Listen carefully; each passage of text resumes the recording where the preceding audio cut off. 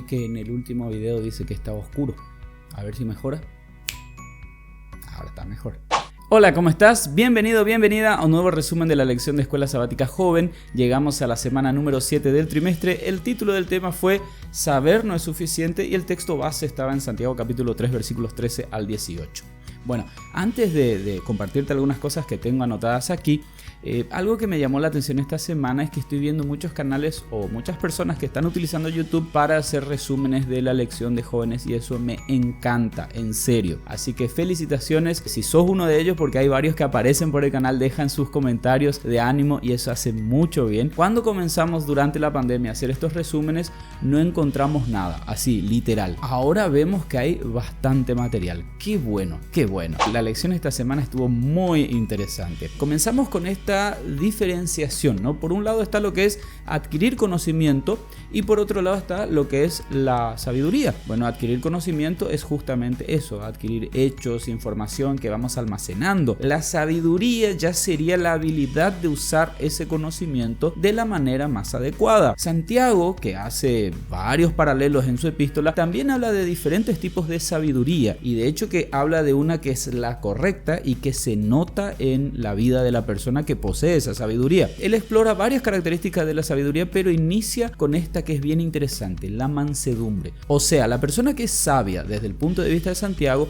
es una persona mansa. De ahí que nosotros podemos hacer también el contraste, porque el conocimiento que no se modera con sabiduría tiende necesariamente hacia lo que es la arrogancia. Esta arrogancia tiene que ver con una percepción completamente desproporcionada de la importancia de uno mismo, ¿sí? O sea, sí, sos inteligente, sos importante, pero discúlpame lo que te voy a decir, no sos la última Coca-Cola del desierto. Hay otras personas a tu alrededor y cuando la verdadera sabiduría se manifiesta en la vida de una persona, dicha persona tiene una verdadera noción de cuál es su lugar dentro del espacio-tiempo y su relación con otras personas. Ahora bien, esta semana también vimos que un cristiano no debe estar confundido en cuanto a qué es sabiduría que viene del cielo y qué es sabiduría terrenal, porque como tantas otras cosas que Santiago ya nos vino contando, todo esto se refleja en los frutos que da esta característica en la vida de una persona. Pero vamos a seguir elaborando sobre este tema. Santiago capítulo 3 versículo 17 utiliza una lista de palabras muy lindas para referirse a las características de la sabiduría, pero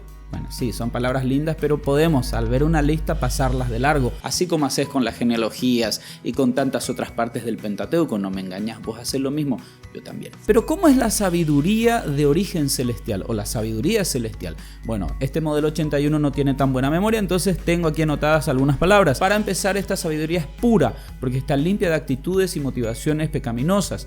Y fíjate que la pureza viene exclusivamente de Dios, así que por eso podríamos decir que es una sabiduría celestial. Por otro lado, es pacífica, puede aportar paz a las partes enfrentadas, da paz al corazón, cosa que no se logra con otras cosas en esta tierra, llena de paz al poseedor de esta sabiduría y a su vez este poseedor comparte paz con otras personas. Es amable porque trata a las personas con amabilidad, estén o no de acuerdo con la persona que posee esta sabiduría. La persona sabia para Santiago está dispuesta a ceder, está abierta a discusiones, a razonamientos, al cambio e incluso a reconocer cuando la persona de la que estamos hablando está equivocada. La sabiduría celestial está llena de misericordia, la misma misericordia que nosotros hemos recibido y que por ende estamos dispuestos a compartir con otras personas. Esta sabiduría está llena de buen fruto y esto no se puede forzar ni ocultar, porque este fruto es genuino, es sincero. Como ya dijimos alguna vez, uno hasta puede querer disimular por un tiempo, pero este disimulo no dura lo suficiente.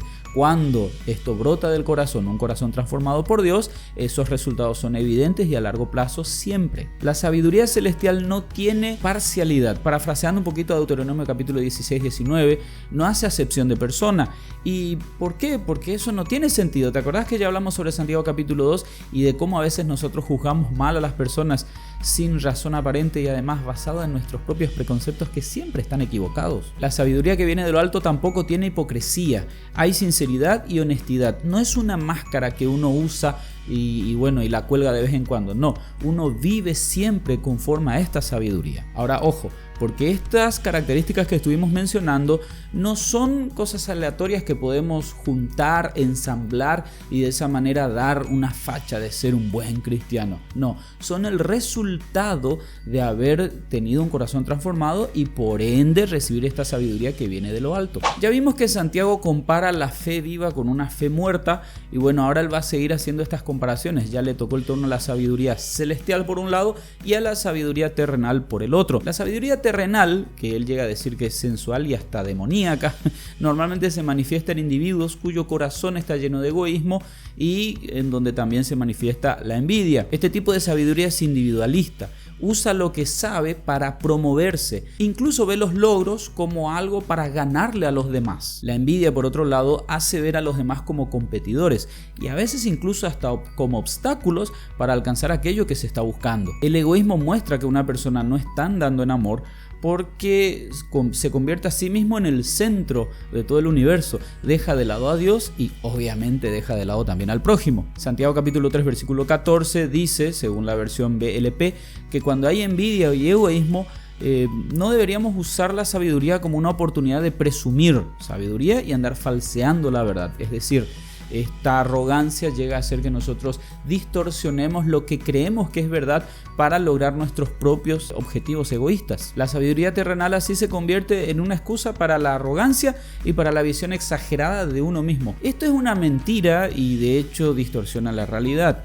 Y cuando vivimos conforme a una realidad distorsionada, comenzamos a tomar malas decisiones, comenzamos a ver a los demás como no deberíamos verlos y nos miramos en el espejo y nos vemos o más grandes o más chicos de lo que en realidad somos. Podemos concluir que la envidia y el egoísmo no son pecados independientes, al contrario, siempre van juntos. Santiago capítulo 3 versículo 16 dice que donde se manifiestan estas dos características hay perturbación y toda obra perversa. Y el versículo 17 dice que en vez de dar buenos frutos, esta sabiduría terrenal que está relacionada con el egoísmo y con la envidia conduce al sufrimiento, males, distorsiones y de hecho no solamente de la persona que se cree sabia, sino de aquellos que le rodean. Como en todo lo relacionado con el gran conflicto, no hay un punto medio.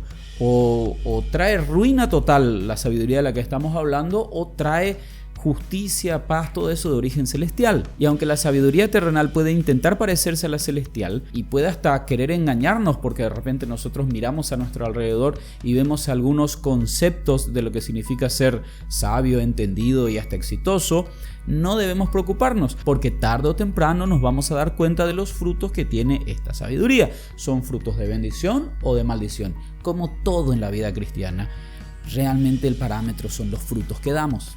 Santiago capítulo 3 termina con el versículo 18 y con una frase que es medio extraña. Dice, y el fruto de la justicia se siembra en paz para aquellos que hacen la paz. A algunos le puede costar entender un poquito qué es lo que Santiago dice acá, pero te doy una pista. Si nosotros comenzamos a leer de atrás para adelante, vamos a descifrar el mensaje que Santiago tiene. Aquí estamos hablando de tres aspectos. Hay personas que son pacificadoras, estas personas siembran semillas de cierto tipo y estas semillas dan el fruto de la justicia. De ahí que en este contexto Santiago sigue hablando de la sabiduría celestial. Una persona espiritualmente sabia y madura necesariamente va a sembrar la paz, va a obrar la paz, va a alentar a la paz, va a ser pacificadora, por si no te quedó claro. Y la paz de la que estamos hablando es la que da el fruto de la justicia. Y sí, como toda semilla puede llevar tiempo en producirse, pero tarde o temprano se da el fruto. Y esa es exactamente la razón por la cual Jesús vino a esta tierra, para crear paz. De manera práctica entre la humanidad que estaba distanciada y Dios que quería acercarse nuevamente a la humanidad. En el contexto de la sabiduría terrenal, mundana, humana, el sacrificio de Jesús no tiene ningún sentido. Es decir, Él puso en riesgo todo el cielo, de hecho todo su poder quedó en juego para venir a este mundo. Él tomó sobre sí el castigo de otros. Y cuando Él recibe una recompensa, Él comparte esa recompensa con aquellos que no lo merecen, que somos vos y yo. Por si estás pensando en algún otro pecador, no, vos sos uno de esos, yo también soy. Es interesante que Pablo, teniendo en cuenta esto, allí en Romanos capítulo 5, versículos 6, 7 y 10, dice que, difícilmente alguien arriesgaría todo por alguien justo. Muy por el contrario, Jesús hizo todo esto por gente injusta. Repito, como vos y como yo. Ahora, esta misión de paz de Jesús se traslada o se extiende a sus discípulos, que también ruegan a otros que se reconcilien con Dios y acepten la paz de Jesús. Tenés ahí 2 Corintios capítulo 5, versículos 14 y 20, una descripción interesante de este ministerio. Ya textos como Romanos capítulo 15, versículos 13 y 33, 2 Corintios capítulo 13, versículo 11, Filipenses capítulo 4, versículo 9, nos describen también esta interesante imagen, ¿no? Los hijos que representan a este Dios de paz, llenos de la paz que Él da, que Él mismo los ayuda a vivir en esa paz y por medio de un milagro ellos pueden estar en paz con Dios. Cuando yo digo ellos, estoy hablando de nosotros también. Por eso decimos que la paz no es un simple estado mental, muy por el contrario, es una experiencia práctica, teológicamente rica y profunda, ganada por Jesús y compartida con sus hijos, quienes a su vez vuelven a compartirla con otros pecadores iguales que ellos. Como cada semana terminamos el resumen con una lectura o un texto de Elena de White que vas a poder encontrar en el Comentario Bíblico Adventista en el tomo 2, páginas 1018, y a mí personalmente me gustó muchísimo.